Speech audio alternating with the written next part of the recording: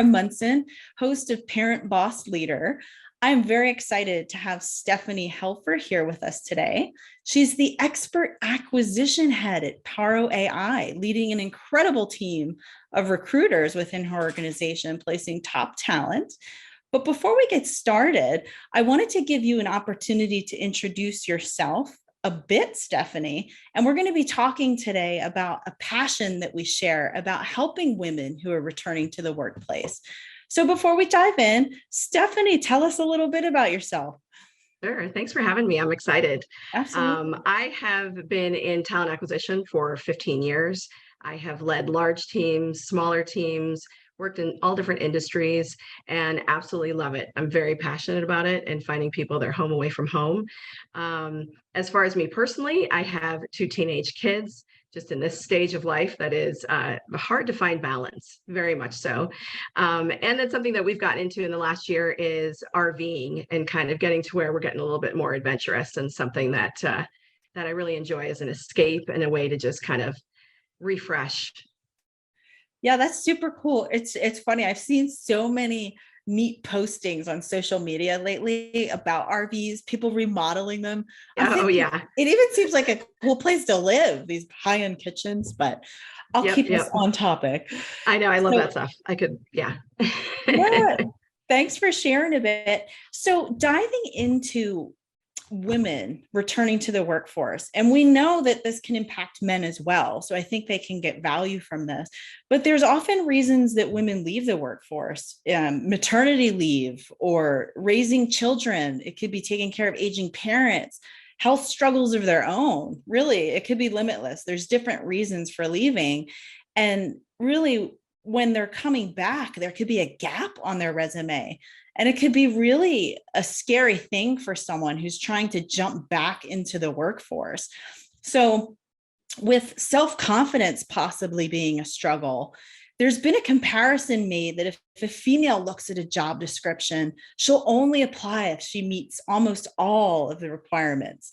Males, on the other hand, they'll go for it if they only make 60 or 70% of it. So, how do you think that we could really inspire women to have more boldness and more confidence in that area? You know, I think what you talk about for why people do have a gap on their resume and what they're doing, there is so much that translates from that world into the working world. Project management, doing things timely, scheduling, figuring out ways to budget, cut costs, like all these different things that we're doing. So more of it translates over into the working world than people, I think, give it credit for. So that's something I always talk to people about. Ask a little bit more. What have you been doing over the last few years or however long it's been that they've stepped out of the workforce? Because that's great experience, multitasking, all of these different things that are so key to be able to bring into, a work role. Yeah, I think that's really well said. What type of specific advice would you say about restructuring their own resumes? What would you say about that? And I love hearing your opinion in the talent acquisition world. I come from staffing myself. I would love to hear your take. I think the biggest thing that I give people advice on is help me understand what you're looking for. It's, we all know that as a recruiter, you don't have forever to sit there and read through every detail. That first, half of that first page is like your prime real estate. Mm-hmm. Hook me in and make me want to learn some more. Sell me a little bit about what you've done, what you're looking for, but just make it catchy so that I just, again, want to engage and pick up that phone or send an email and connect with you. But you have to also make it make sense, right? Mm-hmm. So tie things in. I've seen people get really creative about what they've done in their home, like if they've stepped out and they put something really creative together that explains, what they were doing and juggling on a daily basis. And while some people may think that's corny, it made me go, I want to talk to this person. Yeah. I think get that's creative. Well said. It's good advice to lean into it, because say different people have different situations. And even me sharing personally, I stepped out between 2015 and 2018, and I ended up having 2 kids during that time.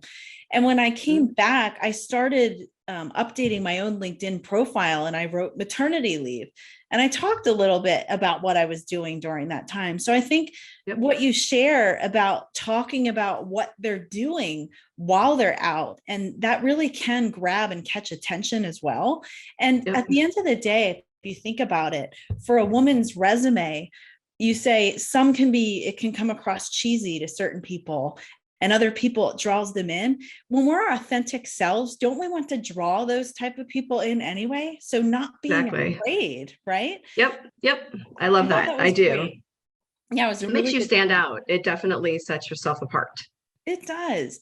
Yeah. So I guess switching gears a little bit, how would you suggest that women start to build their network when they're coming back to the workplace? Do you have any good ideas? If they've been out of the game for a while, who should they connect with? What do they do? Where do they start? So anyone that knows me, especially like, in my personal family life, knows that I'm a nut about networking. I think every day you're networking in different ways. It could be your neighbor that you find out works for, a company that you're like, oh, that's interesting. Or you're connecting with someone that's, it's an activity outside of, maybe it's a sport or your church or different things that you're involved in, where just in learning where people are working, ask them questions. People love to help people. They do generally like to do that. So networking is just having conversations. I think when we use that word, sometimes people kind of psych themselves out. They feel like networking has to be this official thing. It's talking to people, it's connecting. And I'm huge on making connections. And I think you can do that in any avenue to where it can wind up. It's a small world, where all of a sudden you find out somebody works for a company that you've been wanting to work for a lot of years and might have some insight for you.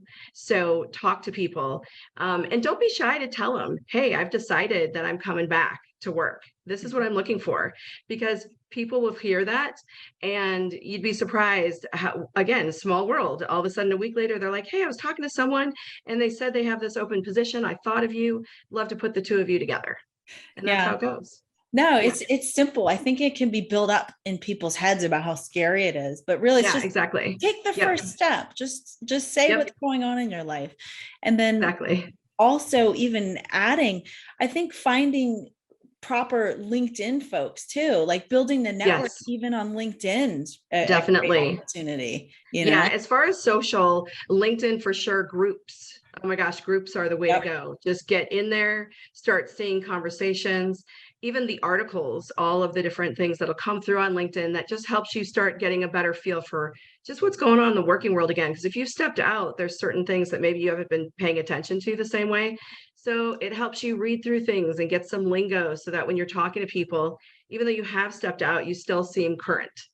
Yes. If that makes sense. No, very relevant. I think that's great advice. And even for women coming back, connecting with folks, even with titles like yourself, the leaders within talent acquisition, like you're the strongest type of advocates. And I'm really happy that the audience can hear how passionate you are about helping women who are returning to the workforce. So thanks for that. Sure. I love it. What do you think about certifications or refresher courses, depending on their background? Do you think that's a good idea, relevant, not so much, depends? What are your thoughts? It doesn't hurt. It definitely doesn't hurt. I think sometimes, depending on your career stage, if it helps you feel more confident, if it makes you feel like you have something to share that kind of bumps you up a little bit, by all means. I really think it depends on the role, the industry, again, career stage level. I remember going to a group manager of mine probably about 10 years ago, and I was considering a master's and thought, does this make sense for me at this stage? Will this separate? And it was interesting how, because believe it or not, her thought was that a certification had more value at that stage for me and what I was looking for than going through and getting something as big as a master's. So, maybe seeking out people that are mentors, or like you said, other people in roles, looking on their LinkedIn, what are their certifications and different things. Those are who you're going to be kind of competing with when you're going for, roles and interviewing. So just starting to do a little bit of research. And again, at the end of the day, unless it's something required for the role, it can't hurt. It's a plus for sure. Yeah, I think that's well said. Even if it really is for kind of a confidence booster. It makes Yes. you feel more confident. There you Sometimes go. that Yep. reflects in your whole ambiance of who you're presenting, right? Yeah, Thank you. definitely. I think Yep. that's good. So I think some questions that people would have burning on their minds would be, what does it look like, you yourself as a talent acquisition leader, as an interviewer? How does it look when you see a gap on a resume? What's the initial reaction? What do you think? Speaking Yeah. for yourself and maybe even other colleagues. That is something that I have always just, again, hook me as to your experience and what you're looking for. And that gap, I'm going to ask you about it, but I can sell you over to hiring managers or to the person that I know is, hiring for the role. That's never been as much a concern for myself. But there are hiring managers that have really been focused on that in previous environments that I've worked in. I think since COVID, that has just kind of gone away for the moment, right? But my thing is as long as there's something to say about it, I took some time off.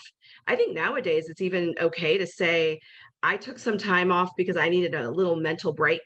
Yeah. I needed to refresh. Even that is acceptable. Whereas in the past, that would have been maybe strange. Yes. So when I see people have stepped out for different reasons or to take care of themselves, that tells me that that's a very responsible person. Yeah. Well Yeah. said. When Yeah. you see the gaps on the resume and you talk about kind of hooking you in, like Yeah. sharing their experience, what they've done, do you think it looks better to show a gap where their last experience was, and then maybe in the summary, talk a bit about it? Or do you think include, hey, maternity leave, this date to this date? What do you think? What are your thoughts? Either way, I think one of the biggest things on resumes is, again, make it quick to where people can just at a quick glance, it makes sense and it tells that story.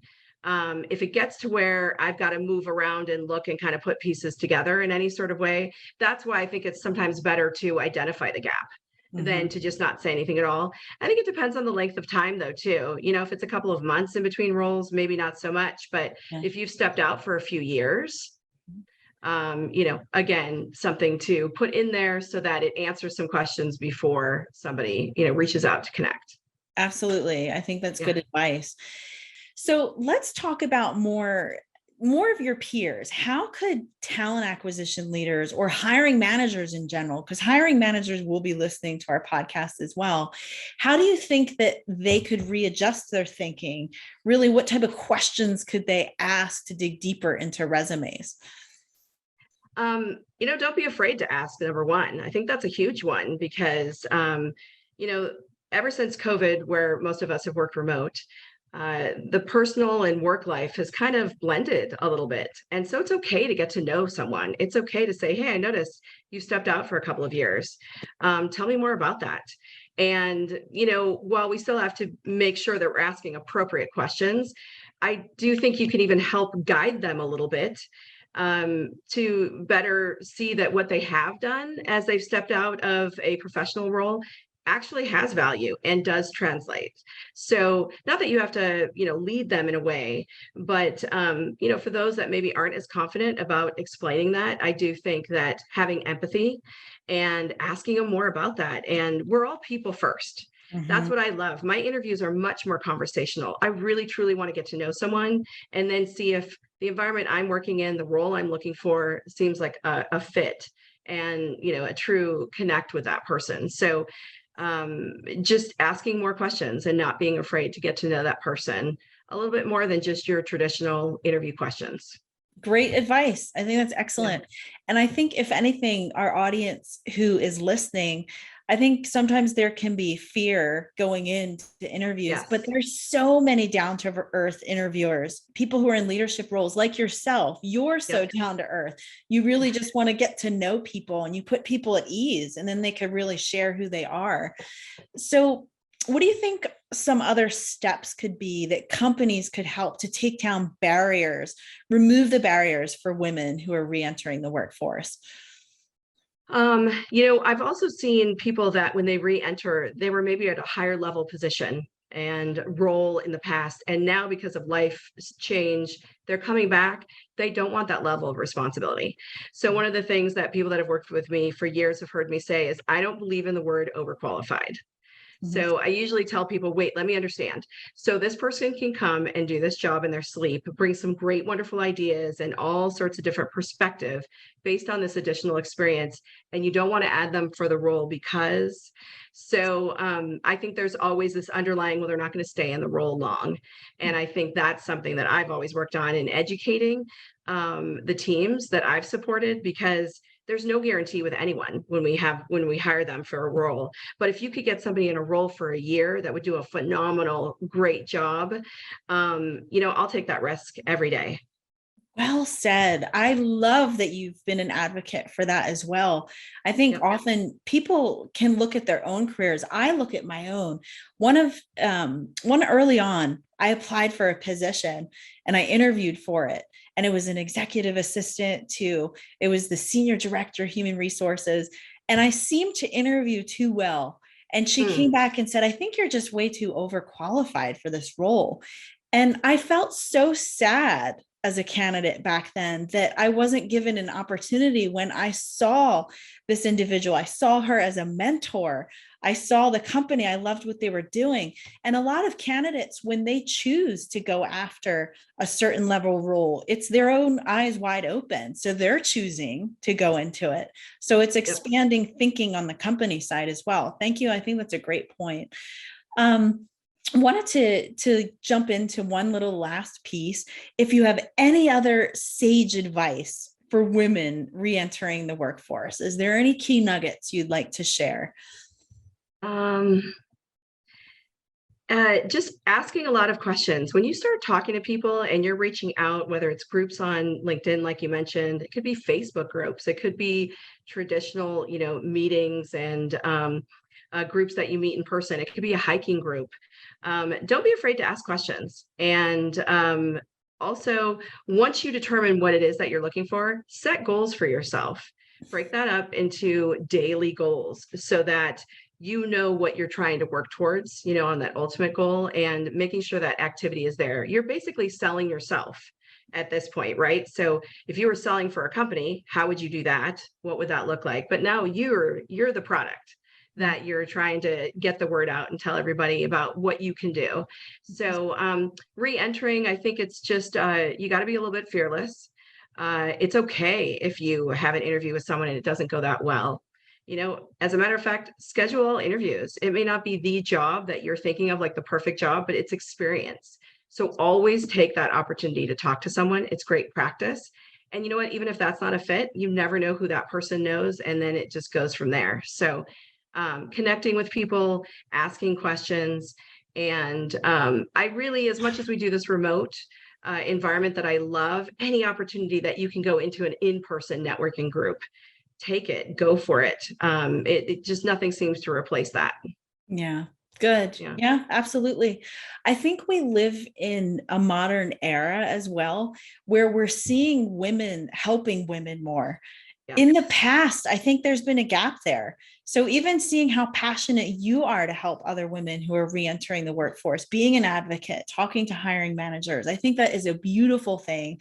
And it should allow women to have less fears coming back. So thank you so much for your willingness today. I know you're a star contributor in your talent acquisition leadership role. And I'm very excited to say that this is part one of our podcast. You'll be a guest again coming up soon, and we'll be talking about remote work.